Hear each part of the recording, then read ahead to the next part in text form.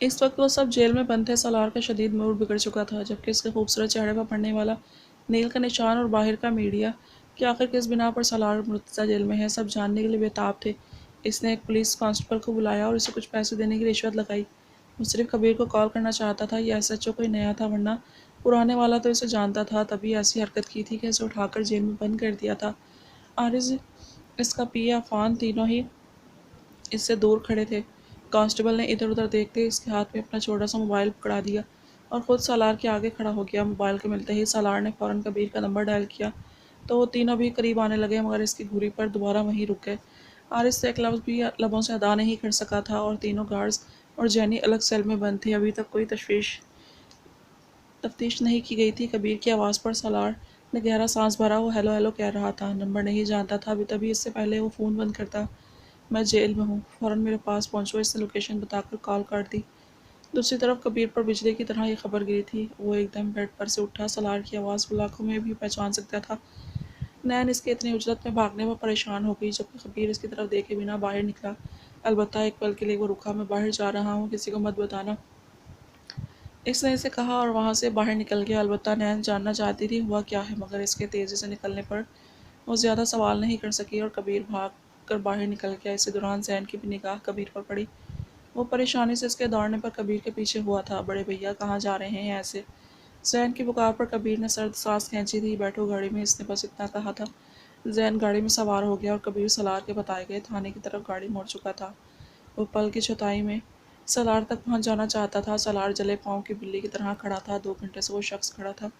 सलार, बैठ जाओ, अब कबीर को फ़ोन कर चुके हो, फिर भी यूं ही खड़े हो? अफान बोला तो सलार एड़ियों के बल मुड़ा और इसका गिरबान हाथ में जकड़ लिया। बाहर से तुम्हें कुछ शोर सुनाई दे रहा है? यहाँ मेरी रेपुटेशन की माँ बहन हो गई है और तुम बकवास कर रहे हो कि तुम लोगों की तरह सुकून से बैठ जाओ। वो दाड़ा था। दाड़ में इतनी गरज थी कि थानेदार इनके सेल तक पहुंच गया। वही क्यों चिल्ला रहा है? वो सलार को देखे बिना बोला था। हारिस एकदम उठा। सॉरी सर, इससे कहा। सलार अलबत्ता मुड़ा नहीं। अफान के पास इसकी बात का कोई जवाब नहीं था। भैया, आरिस ने इसके शाने पर हाथ रखा, जबकि सलार ने वही हाथ खींच कर इससे दूर किया और एक जोरदार थप्पड़ आरिस के मुंह पर दे मारा था। आरिस एक पल को वहीं थम गया। मुझसे बकवास मत करना। वो अपने काम को लेकर बेहद सीरियस हो चुका था। पिए तो एक लफ्ज़ भी नहीं बोला, क्योंकि वो दोनों इसके भाई थे। शायद रियायत बरत चुका था, इसका तो मार मार कर भरकस निकाल देता। सालार इन तीनों को वहीं छोड़कर फिर से सलाखों को अपने हाथ में जकड़ कर खड़ा हो गया, जैसे इन्हें तोड़कर निकल जाना चाहता हो। 15 मिनट की बामुशक्कत इंतजार के बाद कबीर और जैन को अंदर आते देख इसके अंदर लगी आग को बड़बड़ाते गुस्से में जैसे मामूली सा फ़र्क आया था। कबीर सालार को सलाखों के पीछे देख कर ऐसे चौपर बरस ही उठा। इसका भाई था वो, और आरिस भी था, वहीं अफान भी था, मगर सालार शायद इसकी बात अलग थी। कबीर को एसएचओ पहचान चुका था। आखिर को वो बहुत बड़ी कंपनी का सीईओ था और इससे पहले भी इन दोनों की मुलाकात हो चुकी थी। सॉरी सर, एसएचओ ने बाकायदा माफ़ी मांगी और सलार समेत सबको बाहर निकाल दिया। बाहर मीडिया अब भी मौजूद था। इन तीनों को भी छोड़ दो। पीए की जैकेट में से चेकबुक निकाल कर इसने एक बड़ी अमाउंट इस पर दर्ज करके सलार बेहद संजीदगी से बोला। आरिस सलार के पीछे ही खड़ा था। कबीर ने बस उचटती हुई इस निगाह इस पर डाली, मगर सलार पर इसकी पूरी तवज्जो थी। एसएचओ ने मुस्कुराकर वो चेक ले लिया और इन सबको आज़ाद कर दिया। सलार पीए की तरफ देखा। Sir, I will handle. वो जल्दी से बाहर भागा और मीडिया को अपनी बातों में फंसाया। किसी दौरान सलार सर पर कैप रखे वो वहाँ से फ़ौरन निकला। कैमरे की आँख ने इसका मामूली सा अक्स दिया था, जबकि आरिस, कबीर, अफान, जैन मुकम्मल आने आए थे। सलार जल्दी से सियाह गाड़ी में सवार हो गया और इससे पहले मीडिया इस तक पहुँचता वो बिना किसी की जानिब देखे वहाँ से 9-2-11 हो गया, जबकि कबीर ने आरिस को बिना कुछ कहे अफान और जैन को दूसरी गाड़ी, जो कि इसके कुछ देर पहले ड्राइवर को लाने का कहा था, इसमें सवार होने को कहा। खुद भी वो गाड़ी में बैठ गया। अलबत्ता आरिस वहीं खड़ा था। बैठो गाड़ी में, अफान ने इसका शाना हिलाया। अलविदा संजीदा वो खुद भी था। आरिस ने अफान की जानिब देखा। अफान ने निगाह घुमा ली। जैन और कबीर चुपचाप शायद उसके मुंतज़िर थे। वो गाड़ी में बैठा तो गाड़ी स्पीड से ड्राइवर ने घर के रास्ते पर डाल दी।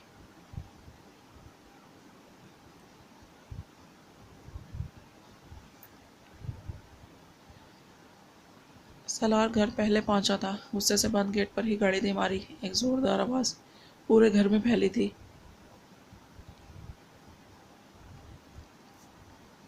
गोया सबको ही अंदाज़ा हो चुका था कि सलार वापस आ चुका है। दूसरी तरफ जिमल, जो खुद लान में ही रोते रोते इसका इंतज़ार करते करते इसकी आंख लग गई थी, हड़बड़ा कर उठी और खड़ी हो गई।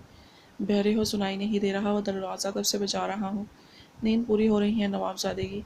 वो गाड़ी का शीशा नीचे करके चिल्लाया। सिमल इसकी आवाज़ पहचान गई थी। इससे वो गुस्से से घबरा सी गई, थोड़ा करीब आ गई। लॉन के चौकीदार ने जल्दी से दरवाज़ा खोल दिया। इस तरह गाड़ी जन से अंदर आ गई। सबके सब बह रहे हैं। वो भड़कता हुआ गाड़ी से बाहर निकला। कैब सर से उतार कर ज़मीन पर दे मारी और बिना इधर उधर देखे अंदर चला गया। सिमल को दुख सा हुआ। वो नज़दीक ही था, चाहता तो इसे देख सकता था। इसने झुककर इसकी कैप को उठा लिया और शर्मिंदगी से चौकीदार को देखा, जिसका चेहरा उतर गया था। आप बुरा मत बनाइए कबाबा, सिमल ने कहा तो वो हल्का सा मुस्कुरा दिया। जानता हो बेटी, सलार बाऊ तो कभी ऐसे नहीं बोलता। लगता है आज कुछ हो गया है, इसने कहा और दूसरी गाड़ी के लिए दरवाज़ा खोलने लगा, जबकि जिमल सर हिलाती अंदर जा चुकी थी। सलार सीढ़ियाँ चढ़ रहा था। इसके कदमों में भी गुस्सा था। सिमल नीचे से इसको देख रही थी। तभी कबीर की आवाज़ इसके पीछे से आती सुनाई महसूस हुई। सलार रुक जाओ, बकवास मत करो मुझसे। वो फाड़ खाने का दौड़ा। तुम्हें किसने कहा था जाओ किसी के पीछे, वो भी ऐसे बुज़दिल शख्स के पीछे। कबीर ने बिना आरिस की जानिब देख कर कहा, चलो मैं गधा हूँ, सर्टिफिकेट दे दिया तुमने, अब खुश हो जाओ। वो वहीं से दोबारा बोला। जिमल ने महसूस किया था वो बिल्कुल कबीर की इज्जत नहीं करता था, जबकि कबीर इस पर जान छिड़कता था। वो एक तरफ खड़ी इसका गैसो गजब देख रही थी। चलो तुमने मान लिया, आइंदा के लिए नसीहत हो गई। इना कबीर, मेरा करियर दाव पर लग गया है। आज तक मुझ पर एक स्कैंडल नहीं बना और तुम जल्दी पर तेल लगा रहे हो। वो पास पड़ा आवाज़ उठाकर ज़मीन पर फेंकता दौड़ा। जिमल की चीख ही निकल गई। सबकी नज़रों का जाविया इसकी तरफ मुड़ गया, जबकि सालार ने इसकी चीख को कफ़त से सुना और देखा था। इस लड़के की भी दो चार चमाट लगाकर एक ही बार सारा डर निकाल देना चाहता था वो। मुर्तज़ा इस शोर शराबे को सुनकर बाहर आ गए। मदीहा को सख्त बुखार था, मगर वो फिर भी बाहर आ गई और रफ्ता रफ्ता सब भी बाहर आ गए। आरिस को देखकर पूरा घर अपनी जगह जम गया था। आयत ने बस एक सरसरी सी निगाह उठाई थी और दोबारा अपने कमरे में चली गई। ये मंजर आरिस के लिए तकलीफ देता। तमाम मंजर और इस ड्रामेबाजी को बंद करो और चारों मेरे कमरे में आओ। मुर्तज़ा एक बार फिर पहले जैसे हो गए। चारों पर कड़क निगाह डालकर दोबारा अपने कमरे में चले गए। सलार इनकी बात ना मानते हुए दोबारा अपने कमरे में जाने लगा। सलार, मुर्तज़ा की आवाज़ में तनबीह थी। सलार खून का घूंट भर कर रह गया और सबसे पहले तनफन करता मुर्तज़ा कमरे में चला गया। आरिस, जैन और कबीर भी इसी के पीछे कमरे में आ गए, जबकि अफ़गान अपने घर को निकल गया। मदीहा ने शिद्दत से बात महसूस की थी। इनकी ज़रूरत नहीं रही थी कि आप। जिमल इनके पास आ गई। मम्मा, आपकी तबीयत ठीक नहीं है, आप रेस्ट करें। इनको पकड़कर दोबारा जैन के कमरे में ले जाते हुए बोली थी। नैन ने भी वहाँ जाना ज़रूरी समझा, जबकि बाकी सब रफ्ता रफ्ता अपने कमरों में चले गए। वो चारों अलग अलग सोफ़ों पर बैठे थे, जबकि मुर्तज़ा रोलिंग चेयर पर। चारों को सर झुके हुए थे। वो नहीं जानते थे कि चारों ही ऐसा काम नहीं करेंगे जिनसे इनके सर झुके, मगर शायद जाने अनजाने में वो ऐसा करते जा रहे थे। मुझे बेटी की ख्वाहिश थी कि मेरी बेटी हो, मगर अल्लाह ने मुझे 4 बेटे दिए। फिर खुशी हुई कि ये चारों मेरा बाजू हैं। हमेशा एक मुट्ठी की तरह जोड़कर तुम चारों को रखा मैंने, मगर शायद अब ज़िंदगी में मनमानियाँ उतर गई हैं तुम्हारी सबकी। ये शायद तुम चाहते हो मुर्तज़ा मर जाए तो तुम चारों सुकून की ज़िंदगी गुजारें। इनकी सख्त आवाज़ पर इन चारों ने पहलू बदला था। तुम्हारे साथ जो भी मसला था, इस ड्रामेबाजी के बजाय तुम इसे बता सकते थे। वो अब डायरेक्ट आरिस से मुखातिब हुए। आयत को दाव पर नहीं लगा सकता था। वो मजबूत लहजे में बोला, बकवास बंद करो, दोबारा आयत का नाम लबों पर भी मत लाना। कबीर गुस्से से इसे वार्न करने लगा। आरिस कुछ नहीं बोला। अब तुम्हें लगता है आयत क्या खुश है? मुर्तज़ा ने कबीर को रोका और आरिस की तरफ देखा। इनका लहजा बेलचक था। कम अज़ कम इस तकलीफ़ में नहीं है जिनकी हवा भी इसको छू जाती तो शायद खुद को माफ़ न कर पाता। आरिस ने फिर से जवाब दिया, क्या चाहती है वो लड़की? मुर्तज़ा बोले, 20 करोड़। आरिस ने बाप की जानिब देखा, जैसे पूछ रहा हो, अब बता दी। कबीर, जैन दोनों ने इसकी तरफ देखा था, जबकि सलार तो पहले से ही जानता था। और अब कहाँ है लड़की? मुर्तज़ा ने सलार की तरफ देखा। मुझे नहीं पता, मुझसे कुछ मत पूछें। जहाँ भी होगी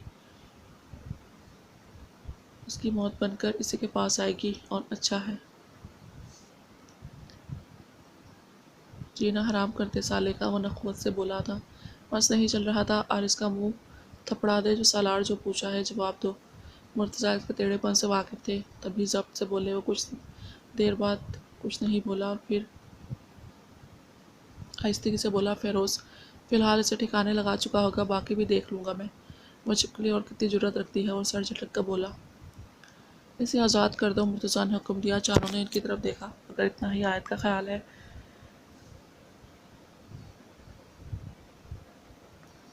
تو اس کی حفاظت کرتے، اس کے ساتھ رہ کر یہ وہ جیسے حارث کو سزا سنانے لگے۔ بابا جان، آیت کی جان کا خطرہ ہے اس بیچ سے۔ حارث بھڑکا۔ کبیر نے بھی بھڑک کر حارث کو دیکھا۔ مرتضیٰ البتہ نارمل ہی تھے۔ تم اس کے لیے ہو، بس اسے تکلیف دینے کے لیے؟ مرتضیٰ نے غصے سے کہا، اگر آیت اتنی ہی اہم ہے تو بچاؤ اس کی جان، بھلا اپنی جان لگا دینا داؤں پر۔ ویسے خیر تمہارا معاملہ آیت کے فیصلے پر ڈیپینڈ کرتا ہے، وہ کیا چاہتی ہے۔ آیت جو چاہے گی وہ میں چاہوں گا، اور میں مزید زیادتی آیت کے ساتھ برداشت نہیں کر سکتا۔ طلاق دے گا ہی آیت کو۔ کبیر کی بات پر سب کی زبان تالو سے لگ گئی۔ حارث پر تو گویا پہاڑ ٹوٹا تھا۔ بھیا بکواس بند کرو اپنی، جس قابل ہو تمہیں اسی جگہ پر رکھا جا رہا ہے۔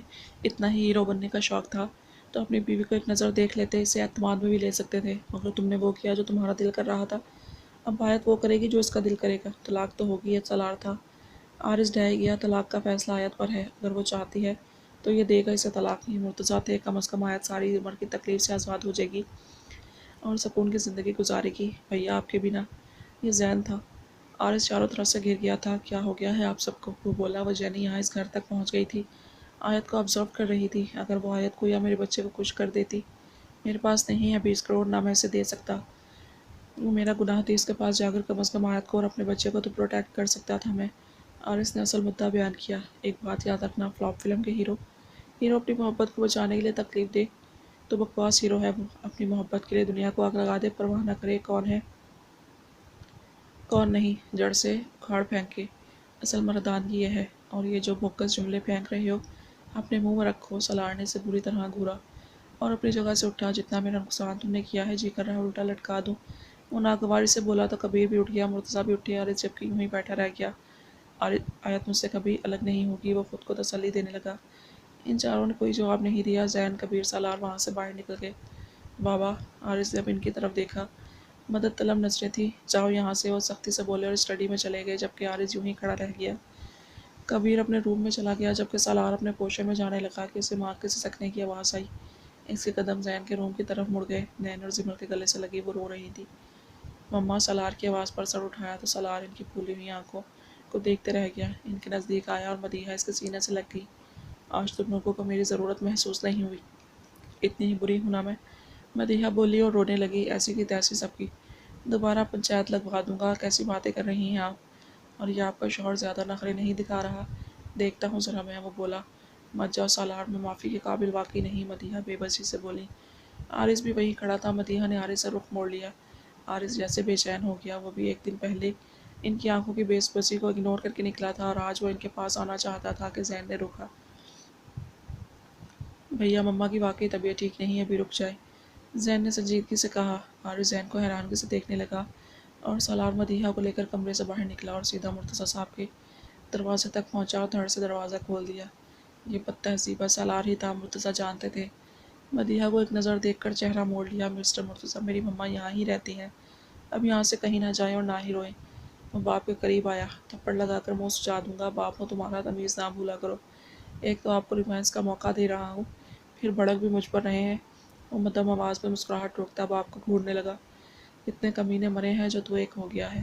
مرتضیٰ اس کی شرارت آنکھوں میں دب کے شرارتی آنکھوں پر تب کھا گئے۔ یہ کوئی وقت ہے ان سب بکواس کا؟ Bye dad, have a good night. آنکھیں مار کر وہ وہاں سے باہر نکلا، جبکہ مرتضیٰ مددار پیسنے لگے۔ اس کی معنی خیزی پر بھلا ان کی عمر تھی شوشش سہنے کی۔ مدیحہ رونے لگی۔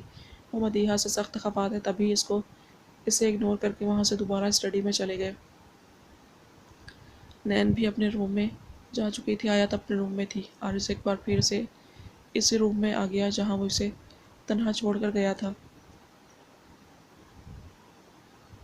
جبکہ سالار اوپر اپنے روم میں چلا گیا۔ سالار بھی اپنے پوشے میں جا چکا تھا، یہ جانے بنا کہ اس کے ساتھ جڑی زندگی کے لیے اب کوئی کمرہ نہیں بچا تھا۔ آیت کا روم تھا جس میں وہ رہ رہی تھی۔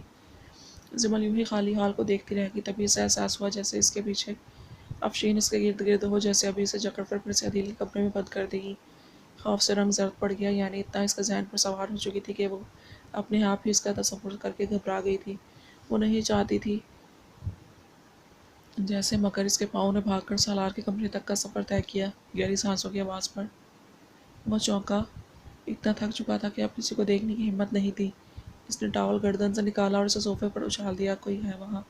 وہ آئینے کے سامنے کھڑا پوچھنے لگا، جبکہ ایک ہاتھ سے پورے کمرے میں کرٹنز کھول دیے۔ کمرے کی روشنی بھی کم کرتی تھی۔ خوفناک سے ماحول میں چھوٹی چھوٹی سانسوں کی آواز نے اسے پھر متوجہ کیا، اور اس کے قدم دوسرے روم کی طرف گئے۔ پنک لباس میں لمبے ریشمی آبشار کی مانند بالوں کو یوں ہی بکھیرے، دونوں ہاتھ کو سینے سے لگائے، خوف سے پسینے کی چمکتی بوندوں اور سانسوں کے شور سے ہلکان ہوتی سالار کے اعصابوں پر جیسے ایک دم بجلی کی طرح گری تھی۔ گہری نظروں میں طلب کی شدت لیے وہ اسے دیکھتا رہا۔ زمل کی آنسوں سے لبریزاں نظریں اس پر اٹھیں، اور کوئی روم فری نہیں تھا۔ مجھے اکیلے حال میں ڈر خاموش۔ اچانک اپنی جانب سے کھینچ کر اس نے اپنی انگلی کو زمل کے لبوں پر رکھ کر جیسے اس کی ٹوٹی پھوٹی بات کو وہیں روک دیا۔ زمل کے وجود میں سرد لہر سی دوڑی، گھبرا ہی اٹھی وہ اس انوکھے لمس پر جو آج سالار کے چھونے پر محسوس کیا۔ سالار کی انگلیاں اس کے گھنے بالوں میں پھسلنے لگیں۔ زمل پریشانی سے اس کو دیکھ رہی تھی، آنکھوں میں بلا کی معصومیت تھی۔ اپنے سارے ڈر مجھے دے دو۔ سالار نے اس کی دونوں ہتھیلیوں کو چھو لیا، اپنے حرارت سے بھرپور لمس سے بھگو دیا۔ زمل نے جلتی حلق میں تھوک نگلا۔ سالار نے تھکاوٹ سے بھرپور اور شدت طلب سے چمکتی نظروں سے اس کی گردن کی طرف غور سے دیکھا، اور اپنی انگلی اس کی گردن پر رکھ دی۔ زمل سے کوئی بات نہ بن پڑی۔ اس کے تصور میں بھی نہیں تھا کہ سالار اس کو اس طرح ٹریٹ کرے گا۔ اس کے لمس کی حرارت اس کی سانسوں کو بھاری کر رہی تھی۔ سالار نے اس کا ہاتھ تھاما اور بنا کچھ دیکھے اسے گھسیٹ کر بیڈ تک لے آیا۔ یہ کیا کر رہے ہیں آپ؟ زمل اس کے دھکا دینے سے نرم بیڈ پر گر گئی، پریشان سے کانپتی ہوئی پوچھنے لگی، مگر سالار کی آنکھوں میں عجیب گہرائی تھی۔ زمل کے شانے کو پیچھے دھکا دیا، وہ اس پر جھکا۔ اس کے ایک ایک رگشے اور لبوں کے پاس چھپ کر بیٹھے دل کو دیکھ کر اسے اپنے دل کی دھڑکن میں بے ترتیبی سی محسوس ہوئی، اور بس اس کو پا لینے کی خواہش نے شدت سے انگڑائی لی تھی۔ اس نے بڑی چاہت سے اس کی پریشان چہرے پر بکھری بالوں کی شرارتی لٹوں کو انگلی کی پور سے پیچھے کیا، اور اس کے کان کے پیچھے کر کے وہ اس کے کان پر جھکا۔ زمل کے وجود میں جیسے طوفان سا اٹھ گیا، اس کی رگ رگ میں سنسناہٹ سی دوڑی، اور وہ سالار کی شرٹ کو مٹھیوں میں جکڑ گئی، اس کا تھکا تھکا لمس کو اپنے کان پر محسوس کر رہی تھی۔ گویا شدت تھی جیسے آج ساری تھکاوٹ اتار دینا چاہتا ہو۔ Oh your taste is too good, مدھم مگر بھاری آواز میں وہ اس کے گال پر پیار کرتا بولا۔ زمل کا سرخ چہرہ اسے مسکرانے پر مجبور کر دیا۔ احساس غالب تھا، اس وقت سارے بند توڑ دینے کے در پر تھا۔ اس کے گلے میں موجود دوپٹے کو سہکا کر دور کیا۔ زمل جیسے بکھرتی جا رہی تھی اس کے چھونے پر۔ ہاں بکھر رہی تھی۔ عجیب احساس تھا جو چھا رہا تھا اس پر۔ سالار نے زمل کی بند آنکھوں کو دیکھا تو وہ مزید بےتاب سا ہو گیا، جیسے اس سے پہلے وہ اس کے حسین دلکش دل کو دقت میں ڈالتا، اس پر ظلم ڈھاتا، اس کو ہلکان کرتا، اس کی دھڑکنوں میں شور مچا دیتا کہ زمل ہوش میں آئی تھی۔ زور سے اس کو دور دھکیل کر اپنے کانوں پر ہاتھ رکھ کر بیٹھ گئی۔ نہیں، وہ بولی مدھم آواز میں، جبکہ سالار کا اس اچانک جھٹکے پر بے عزتی کے احساس سے چہرہ سرخ ہو گیا۔ زمل کا ہاتھ جھٹک کر زور سے اس کا رخ اپنی جانب کیا۔ واٹ دی ہیل از دس؟ وہ پاگل سا ہوتا گررایا تھا۔ سالار کے ہاتھ کی گرفت بے حد تنگ تھی کہ زمل کو تکلیف ہوئی۔ آنکھوں میں آنسو تو پہلے سے ہی موجود تھے۔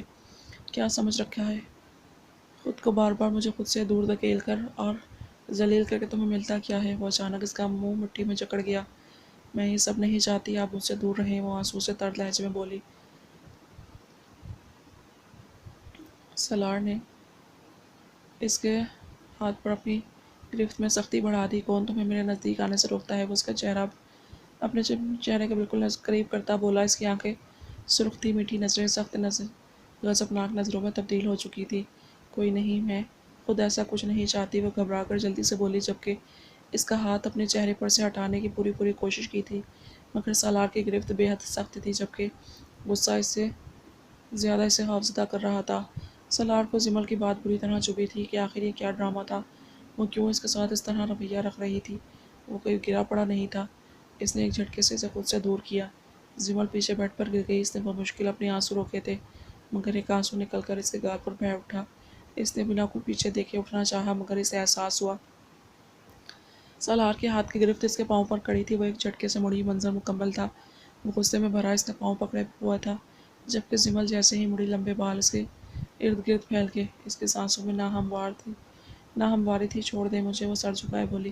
سالار نے وہیں پاؤں اس کا اپنی طرف کھینچا تو زمل اس کے نزدیک آ گئی۔ یہ تو تم بھول جاؤ کہ میں تمہیں چھوڑ دوں گا، اور بکواس سنو، میری کہیں نہیں جا رہی ہو تم، یہیں میرے ساتھ سوگی، اینڈ اٹس مائی آرڈر، اور اگر تم نے مجھے ڈس اوبے کرنے کی مزید کوشش کی تو تمہاری پنشمنٹ بے حد بری ہوگی۔ میں بالکل لحاظ نہیں کروں گا तुम बीवी हो मेरी।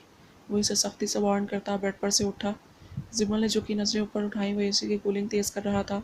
इसके साथ रहना, ऊपर से सोना, मतलब वो चाहता था बहुत जल्द जिमल पागल हो जाए। वो अपने जज्बात नहीं संभाल सकती थी और ऊपर से इसके लफ्ज़ ने इसके वजूद में तूफान उठा दिए थे जो सालार के हो जाने के थे। वो जैसे वो अभी ऐसी ज़िंदगी से थक गई हो। हाँ, वो इसमें छुप जाना चाहती थी।